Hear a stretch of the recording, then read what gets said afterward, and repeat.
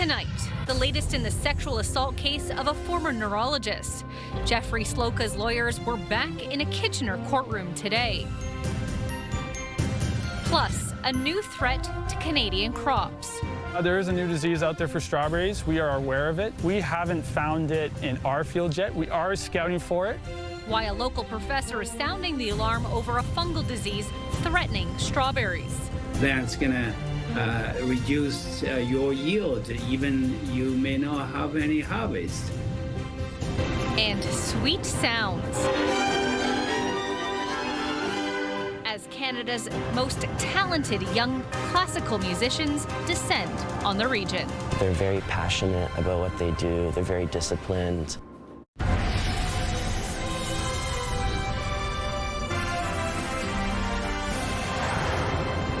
Good evening. We begin with an update tonight on the next steps for the trial of Jeffrey Sloka, the former neurologist accused of sexually assaulting 50 female patients in his office in Kitchener.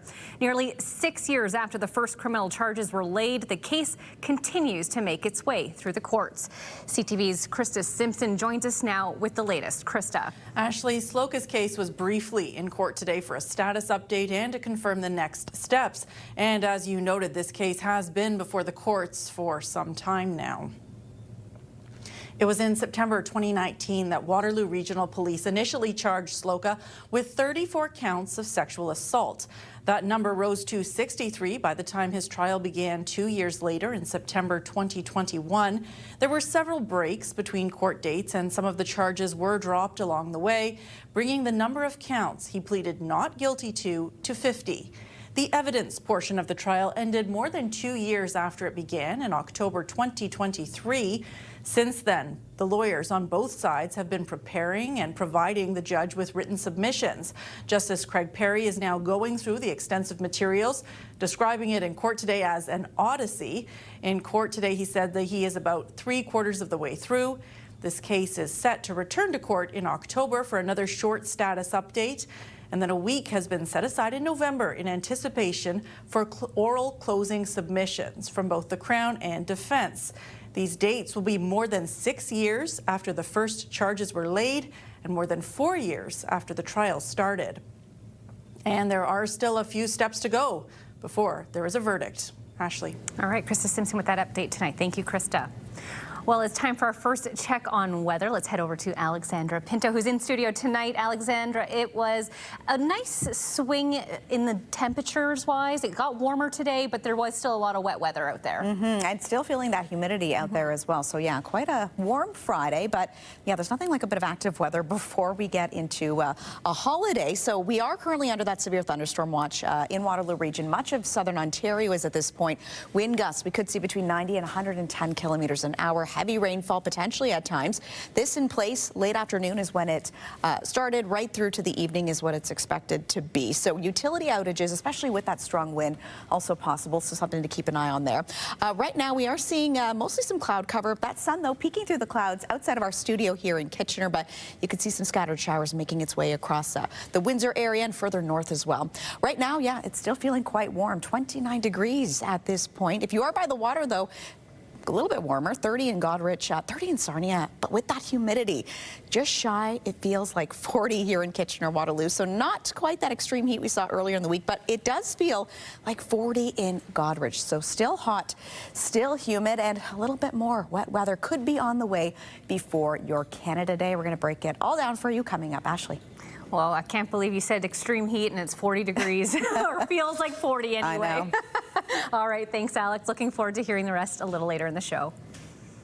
As Canada and the U.S. seek to reach a new economic and security agreement by mid-July, a new twist today in Donald Trump's trade war.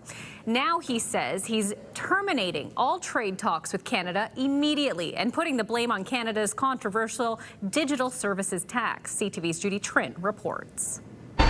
As the Prime Minister was hosting a virtual meeting to update his cabinet on U.S. trade negotiations, the President dropped a bombshell.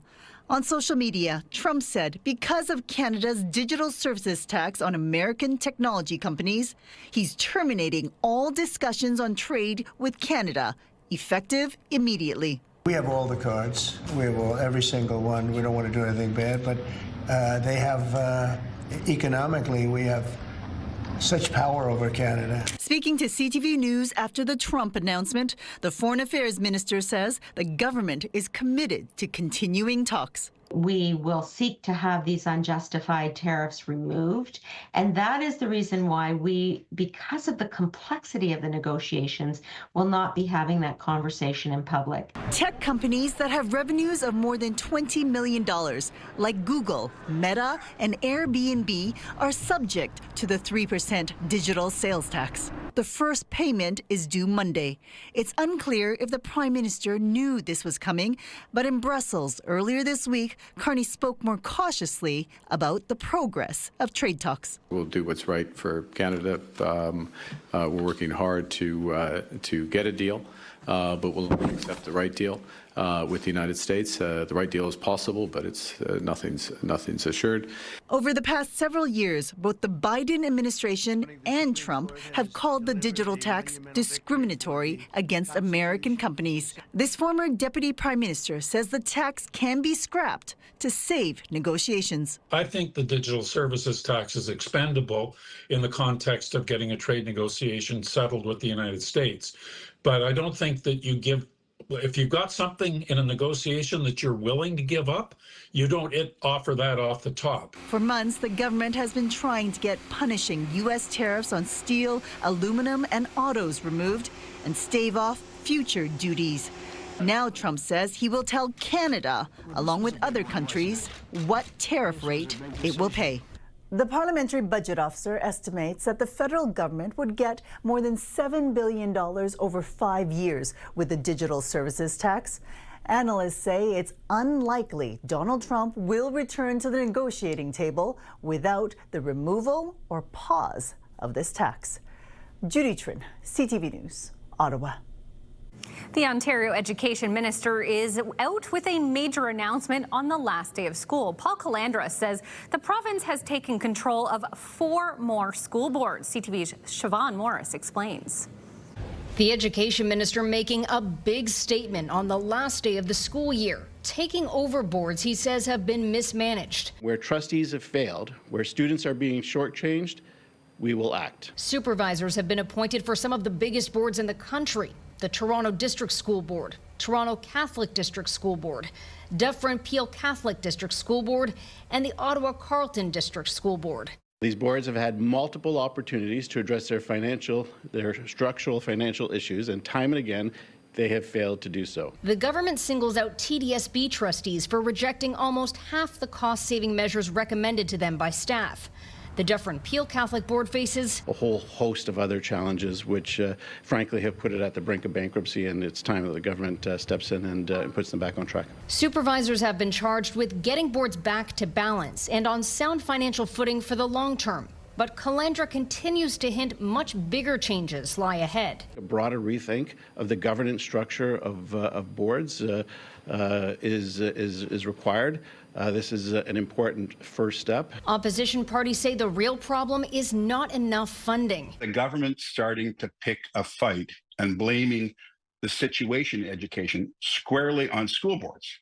I don't think that's balanced or reasonable. Picking at the appointment of Conservative insiders. It's not going to make any difference to have a supervisor in there, especially not one with no experience in education, if the government isn't just going to fill that funding gap and make sure that the money is there to provide the supports that our kids need. At the very end of his announcement, Calandra added that he's directed his ministry to pause for 1 year any changes to the curriculum so that a more central, more consistent curriculum can be brought forward. That includes a planned overhaul of the kindergarten program, mandatory learning on the Holocaust and Black Canadian history. Educators are welcoming the delay. The incoming president of the Ontario Secondary School Teachers Federation writing in part, a pause in the curriculum rollout is the right move. The process has been rushed with little meaningful consultation with the teachers and education workers expected to deliver it. OSSTF is looking to work with the government to get this right. The goal is to have that curriculum ready for the 2026-27 school year. At Queen's Park, Siobhan Morris, CTV News. The provincial Liberals say they've received a letter from Ontario's Information and Privacy Commissioner confirming an investigation into reports of a data breach of private health information by a third-party vendor. And so to emphasize, in the letter that I wrote to the Information and Privacy Commissioner, I specifically outlined my concerns that there has been a breach of patient health information involving 200,000 or more patients, and that it has not yet been publicly disclosed. We now know from the Commissioner that that is true. The reported breach is believed to have taken place at Ontario Health at Home. Health Minister Sylvia Jones was asked about the situation this morning. Ontario Health is absolutely investigating right now. We have a division that focuses on any potential cyber breach, and as is standard operating, we will, Ontario Health and Ontario Health at Home, will notify if there has been any form of breach to individual patients. But that investigation is going on right now, and you are correct, it was a third-party vendor. And as this story develops, we'll have the latest details on our website, ctvnewskitchener.ca. On what's been a busy day in provincial politics, Premier Ford this morning announced plans to expand Ontario's use of private surgical and diagnostic facilities. These centers will help cut wait times and provide convenient publicly funded care for people in their communities so they can get care when they need it, paid for by their OHIP card, not their credit card. The Premier pledged $155 million for the initiative over the next 2 years. Those funds will go towards creating 57 new centers for MRI and CT scans and GI endoscopy services. The PCs say the move will help over 1 million Ontarians access those publicly funded procedures with shorter wait times.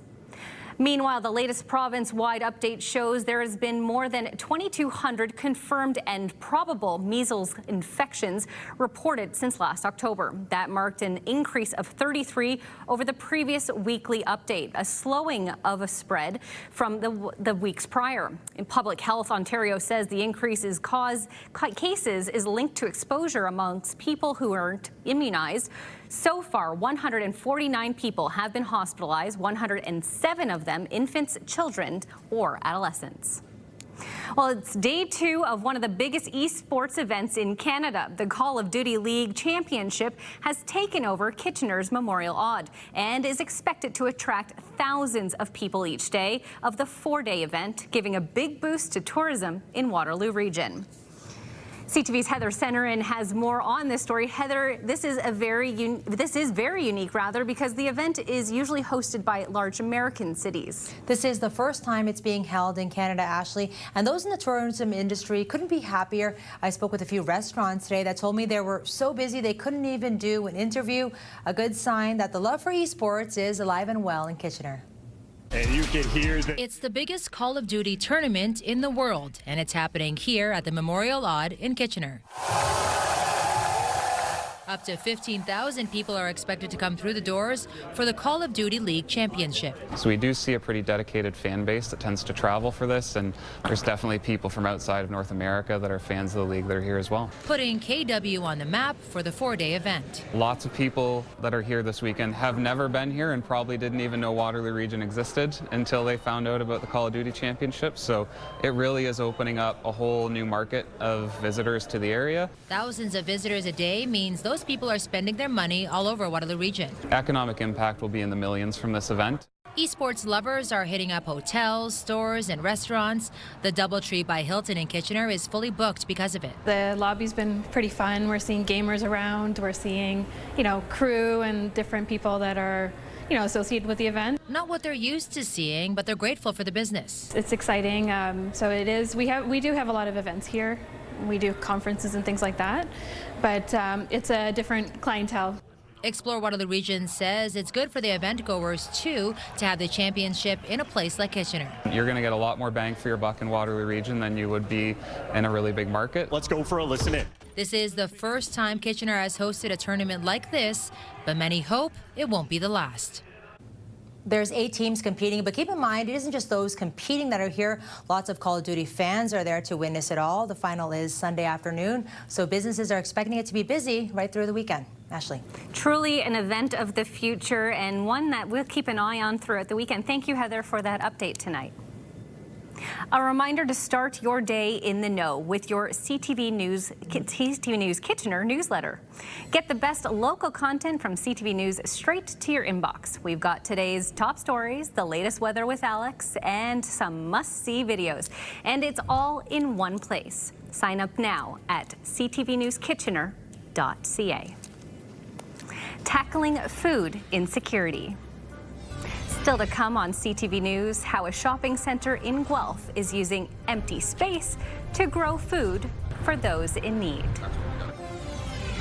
I'm Karis Mapp, checking in on how the weather has affected strawberry harvesting this year, from cooler temperatures straight into a heat wave. Plus, a new fungal disease putting crop at risk across Canada. This story is coming up. We are still under a severe thunderstorm watch. Most of southern Ontario at this point still remains in that. I'll let you know when it's expected to end and how the weekend is looking coming up. Download the CTV News app and stay on top of local stories as they unfold. We go to a dramatic scene unfolding. Customize your feed and watch live wherever you are. ctvkitchener.ca. When you see it happen, send it to CTV News. Text 10400. From your screen to ours. Text 10400.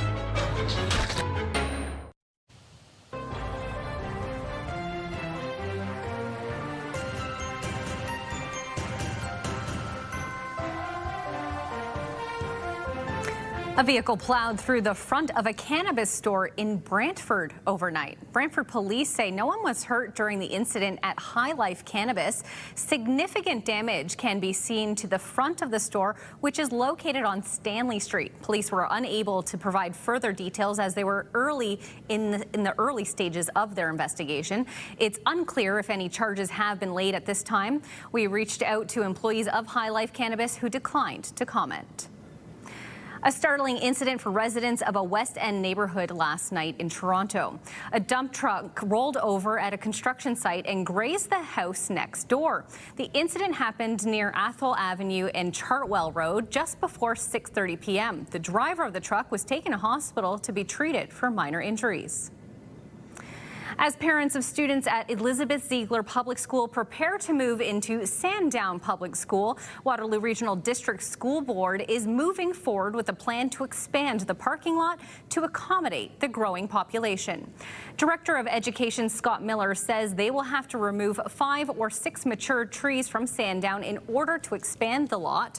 He says this was the only option to accommodate bylaw and the board's responsibilities.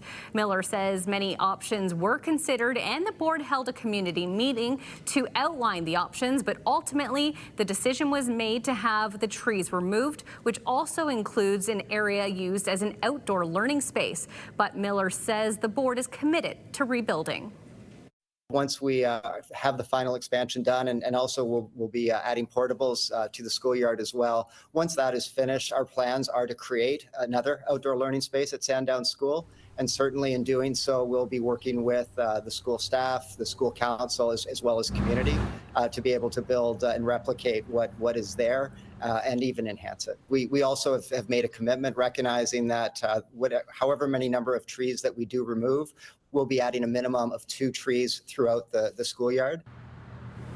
Miller says they plan on moving on this quickly, recognizing that change is difficult and the changes have been made to help welcome the new students. Southwestern Ontario has seen some extreme weather the last few weeks, forcing fruit farmers to caution visitors, lowering expectations after the impacts of the cold to hot roller coaster. CTV's Karis Mapp has been following the story and joins us live. Karis, you were at a Pick Your Own strawberry farm in Brantford earlier today. What did you hear from the people out picking? Well, Ashley, it was a busy day at the strawberry patch with dozens of people visiting the farm. I heard some of the berries a little undersized, but weather and other fungal factors proving to be a threat to the harvest. Unpredictable weather making for inconsistent crops. Last week, the team at Brantwood Farms in Brantford issuing this warning to potential pickers. We were really keen on how many strawberries we thought we had, but when we went to pick them, we realized we didn't have as many as we thought we were. The cool temperatures not lasting long, flipping to a heat wave this past week. We hit 35-degree weather for a couple days. Everything started to come on all at the same time, and then we can't pick them fast enough. We still have lots of strawberries out there. It does just take you a little bit longer to find them than some years we have in the past, but we haven't had too many people not be able to fill their baskets. You really have to dig deep. You really have to look under the leaves and pick it from the bottom. Yeah, they're a little bit smaller. Not letting the size ruin the experience. It makes you dig a little bit harder, kind of find the good areas, right? Yeah. It's like a treasure hunt.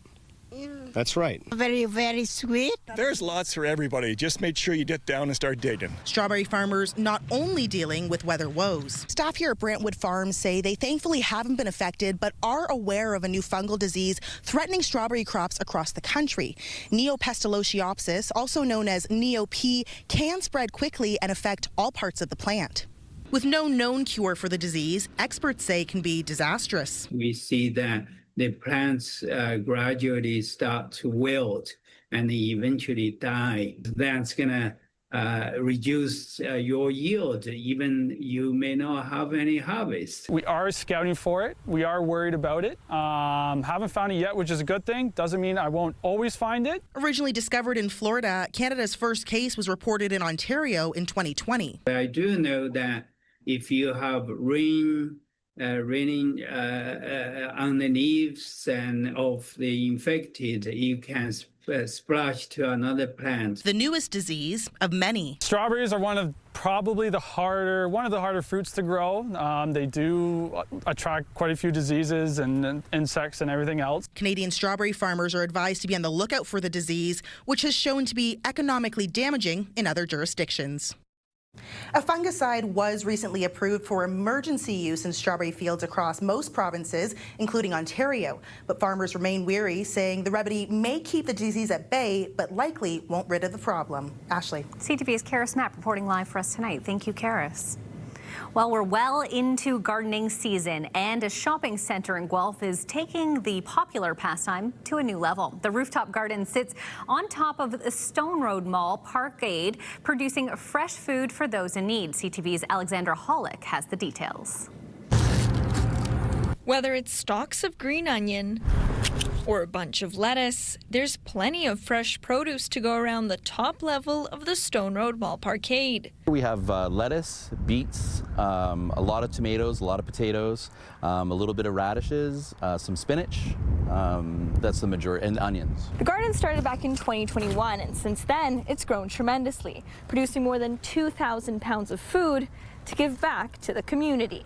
They'd had an idea about doing rooftop gardens, so we jumped on it right away. There are beehives, rainwater collectors, and 20 planters atop the parkade, all managed by mall staff. I'll usually start with weeding some of the gardens that we have up here, and then proceed and do some watering. My goal is just to tend it, make it great, and then give it back to the community. End result, I want to give it back to the community. That's the end result. Once the vegetables are ready to harvest, they end up at The Seed, a not-for-profit local food distributor. With food coming from the rooftop, we're now able to support more families with produce than we would be able to otherwise. Since launching the initiative back in 2015, manager Tom Armitage says food insecurity is constantly on the rise. Wages haven't increased with inflation, rents have gone through the roof, so there's all sorts of impacts on the ability of people to afford anything, and in particular food. That's why donations and partnerships with groups like the Rooftop Garden are so important. People are often cutting produce out as one of the first things that they're lacking in their diet. They can't afford it. They're focused more on high-calorie foods using the money they have. So any more produce that we can bring in is always something that we're looking for. Back at the parkade, the team is working hard to keep the garden growing and keep helping those who need it most. Alexandra Hollig, CTV News, Guelph.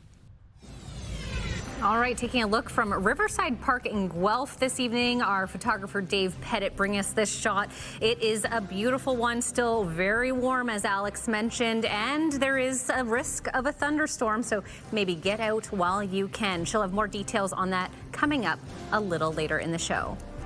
Still ahead, pride and power. Why a local man worked out for 13 hours today and how it will help the community. Plus, what started as a reminder of a home has grown to a home brand name. Lone Star has been keeping it Canadian for the last 4 decades. That's coming up.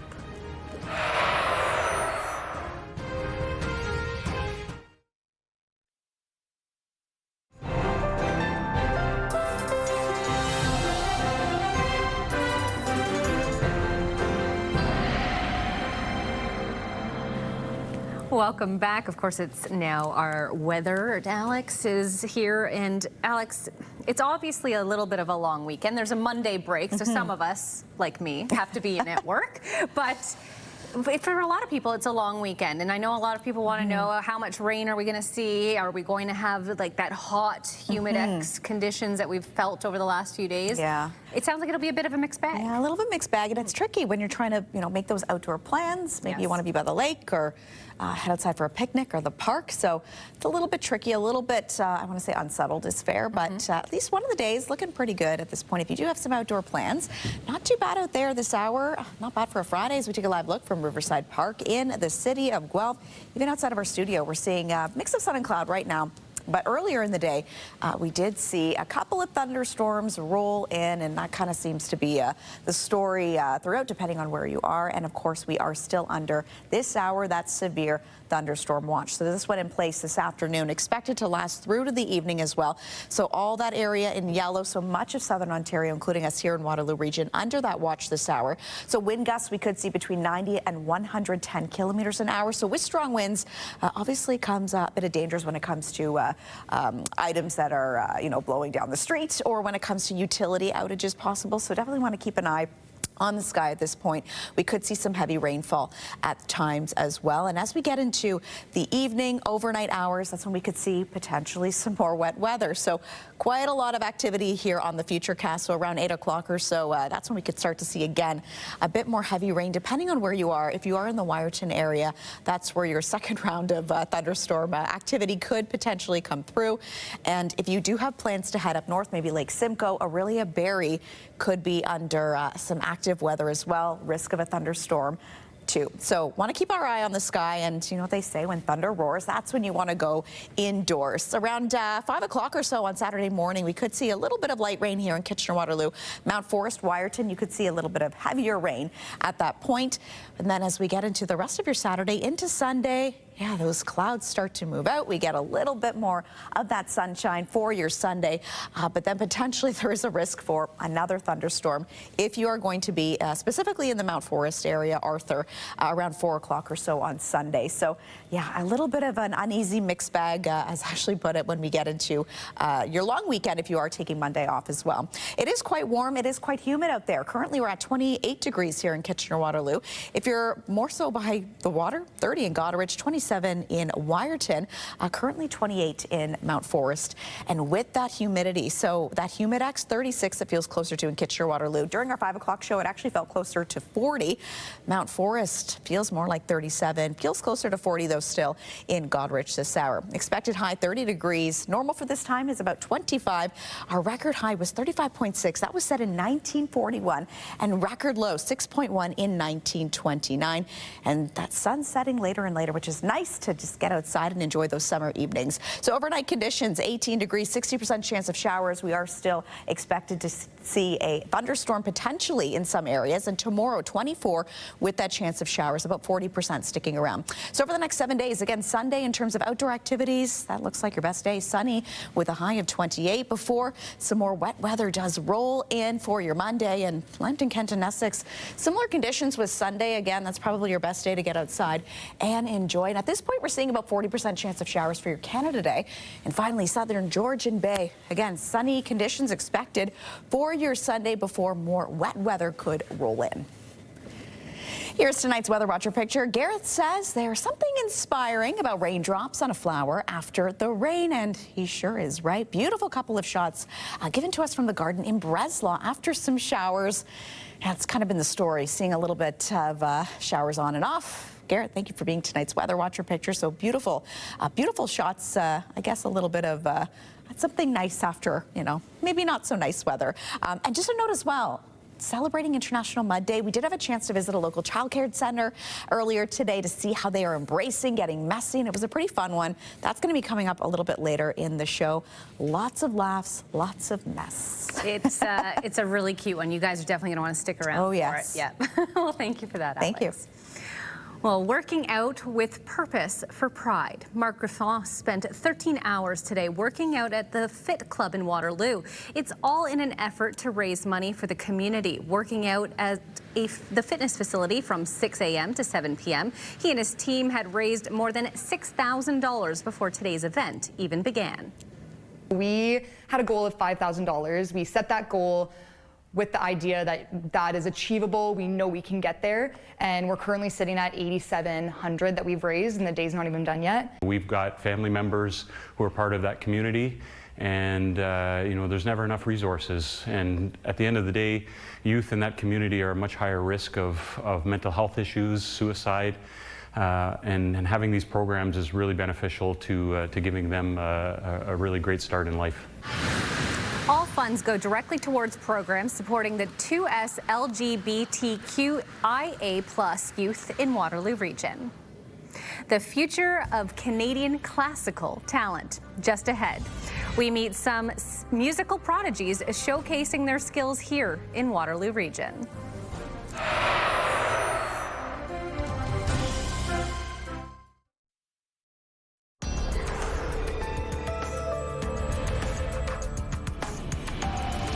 Maple syrup and poutine are as Canadian as it gets, but fajitas, chips, and salsa, believe it or not, Lone Star Texas Grill is actually Canadian. It started in Ottawa nearly 40 years ago and now has 22 locations across Ontario.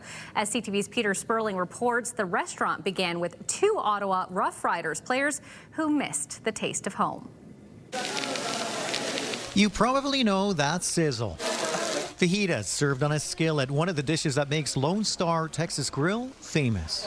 It's very juicy, very flavorful, so it's always a classic when I come here.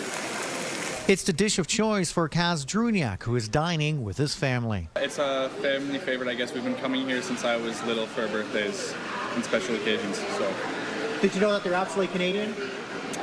Yes, I did, actually. The restaurant is not only Canadian, but started here in Ottawa at Baseline in Fisher when 2 football players from Texas found themselves in a nation's capital playing in the CFL on the Ottawa Rough Riders. Really enjoyed the city, and they thought there was one thing missing, though, and the Texas flavor was missing, so they took it upon themselves to open up the first Lone Star Cafe. Which is now Lone Star Texas Grill. That was nearly 40 years ago. Since it's grown to 22 locations in Ontario, including 8 in Ottawa, like this one in Barrhaven. I think it's just unique, and I mean, a bunch of other companies tried along the way to do it, and I think something we have going for us is we haven't gone anywhere, and we've been relevant, we've been present. Serving up favorites like daily in-house made salsa and chips. The meats in those fajitas cooked over a wood fire. Served with hot tortillas and washed down with a drink to match. We were the first restaurant in Canada to bring Corona across the border. Tequila, we are also the #1 purchaser for tequila across restaurants in Canada as well. Customers love it. I'm glad they're Canadian. And being a Canadian restaurant with Texas flavor. Well, I'm Canada Day baby, so it means a lot to me. And I'm a transplant from England, so being in Canada and especially having a July 1st birthday, it means a lot. And I love the place. Peter Sperling, CTV News. All right, time now to recap our top stories. Krista Simpson joining us in studio tonight. Krista, you have the latest on the next dates set for the trial of former Kitchener neurologist Jeffrey Slocum. Ashley Slocum has pleaded not guilty to 50 counts of sexual assault. His case was back in court briefly today, where more dates were set for the fall, including a week at the end of November, in anticipation of oral submissions from the Crown and the defense. At that point, it will be more than 4 years since Slocum's trial began, and there are still a few steps to go. The Call of Duty League Championships are underway in Kitchener, and local businesses are seeing a big boost. About 15,000 people are expected to pass through the doors of the Odd during the 4-day event. Nearby restaurants and hotels are busy, with Explore Waterloo Region saying the economic impact from the tournament is expected to tally in the millions of dollars. And over on our website, Krista, the Grand Erie Public Health Unit has put out an alert after someone was exposed to a bat that tested positive for rabies. Ashley, that person is now receiving preventative treatment, but public health is reminding people to report any animal bites and scratches. For more information on this story, you can scan the QR code on the bottom left of your screen to get the story on our CTV News app or to download the app right now. You can also visit our website, that's ctvnewskitchener.ca. Ashley. All right, Krista, thank you for that update. Well, the future of Canadian classical music is here in Waterloo Region. The National Youth Orchestra, with musicians aged 16 to 28, are participating and performing at Wilfrid Laurier University. And as we hear from CTV's Jeff Pickle, this is often the last step before becoming a pro. For 91 musicians from across Canada,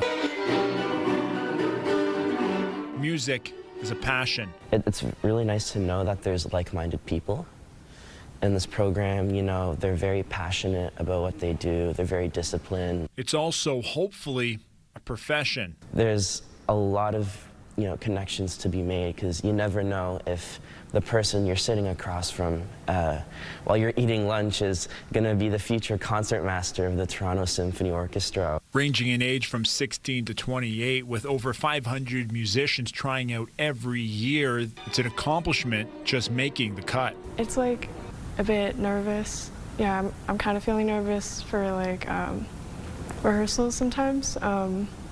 Yeah, but I'm also excited and looking forward to practicing with other people. For the soft-spoken Lauren Lee of Kitchener, she uses music as an outlet. I've been playing violin for most of my life, and I guess it's a way of expressing my emotions,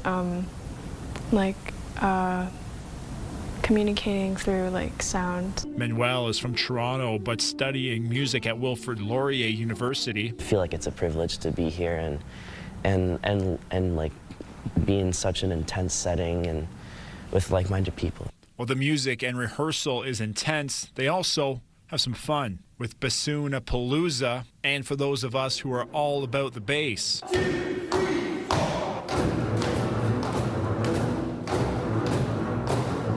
NYO is hosting free shows at Laurier this weekend and next before heading out on a Canada-wide tour.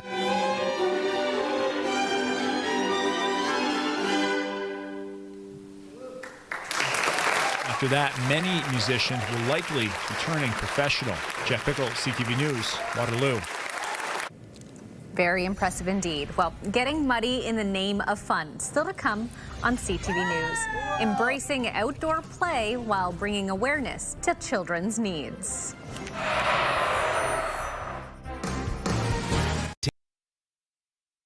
It's Jeff, KP, and Backstage Ben in the morning. Three awesome people that want to start your day or finish your overnight shift. You'll laugh, you'll text, you'll call, you'll scratch your head, and maybe even beat Backstage Ben. Weekday mornings from 5:30 to 10. Listen live on the iHeartRadio app or at 105.3 Virgin Radio.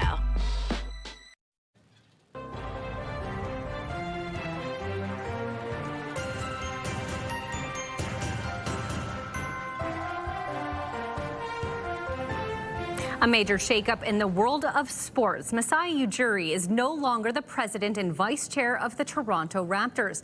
Maple Leaf Sports and Entertainment making this bombshell announcement today. He was instrumental in steering the team and this country to its first and only NBA championship. CTV's Adrian Gobriel is following the story. June 2019, Ujiri was basking in the glow of a championship. 6 years later, almost to the day, the proud president has been shown the door. Today's not an easy day, but as you know, change is never easy. While acknowledging Ujiri's accomplishments, Maple Leaf Sports and Entertainment CEO Keith Pelly felt now was the time for change. Keith, you're in the business of winning. What has led you and the board at MLSE to believe that the Raptors are better positioned to win without Masai than with him? I can't unequivocally answer your question right now because I don't know the answer. Recently, Bell Canada, the parent company of CTV News, sold its stake in the Raptors and MLSE to Rogers Communications, who are now the majority owners.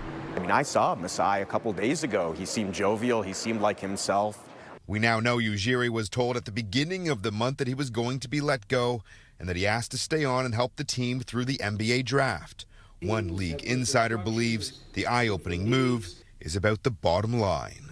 This was a cost-cutting move, first and foremost. He was already one of the highest-paid executives in sports, if not the highest paid.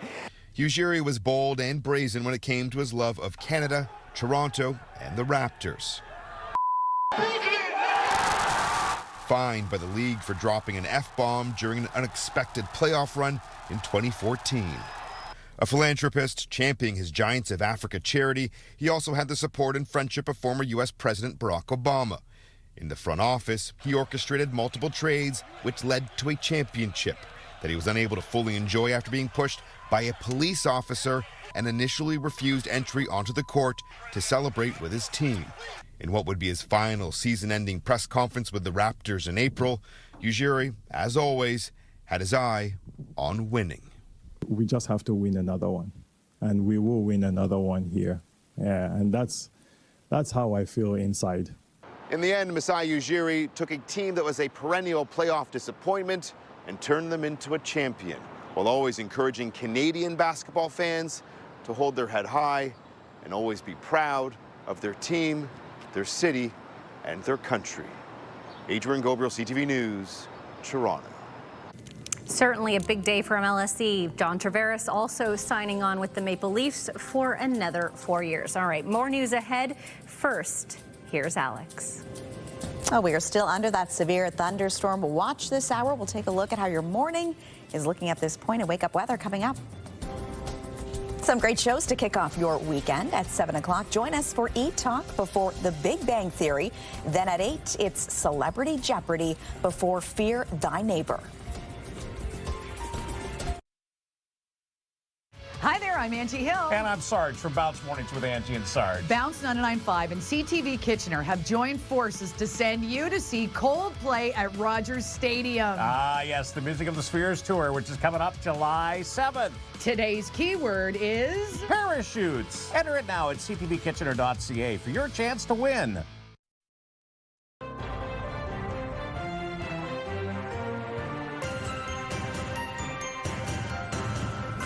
Krista Simpson is back with a look at what our team is following for later tonight. Ashley, the NHL draft happens this evening. Several players with local ties are hoping to hear their names called. Elmira's Brady Martin, former Brantford Bulldog Jake O'Brien, and Kitchener Rangers defenseman Cameron Reid, all being touted as potential first-round picks. We'll be following the action and have an update at 11:30. Ashley. All right, Krista Simpson, thank you. And of course, Alex, with Martin and Reid in particular, they might go high top 10. So I know I'll be watching. As most people know now, I'm a big hockey fan. And it's nice when we have some local connection to that. So absolutely. Makes it a little bit more exciting. Absolutely. And, they're going to want to know what their weather is tomorrow morning as well. Everyone, that little bit of mixing, right? It's so tricky. But, I mean, not too bad early in the morning. So by 6, some cloudy with some sunny breaks. Mix of sun and cloud, though, as we get to 8 o'clock.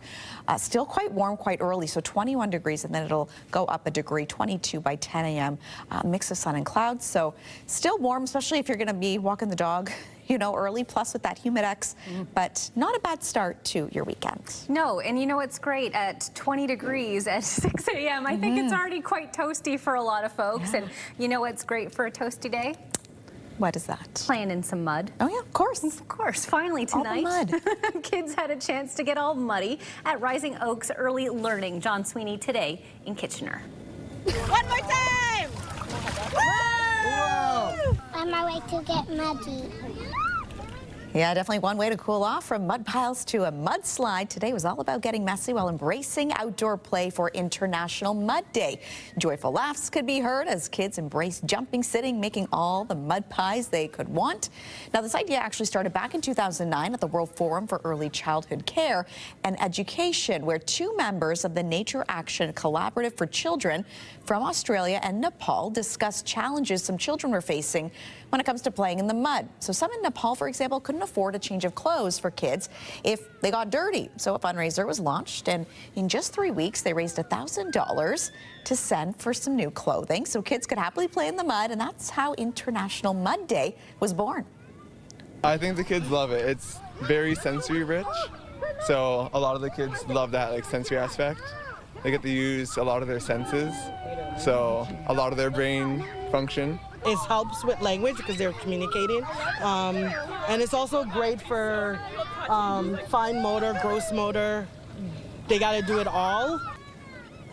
International Mud Day is technically June 29th, but since it falls on a weekend, it's usually celebrated in early childhood centers on the Friday before. I'm sure this tired out many of those kids, and I don't know about you, Alex, but I don't remember having a great day of fun in the mud when I was a kid. Well, that's not a bad day. Not a bad day. Certainly not, you know, the worst way to spend a Friday. Exactly. Maybe for mom and dad who have to do the laundry. Yes. That is our time. Thank you for watching. Don't forget to check out CTV News app for news anytime. We hope you have a wonderful Canada Day long weekend. We'll be back here on Monday. And of course, Krista Simpson will have more local news tonight at 11:30. Bye for now. Take care.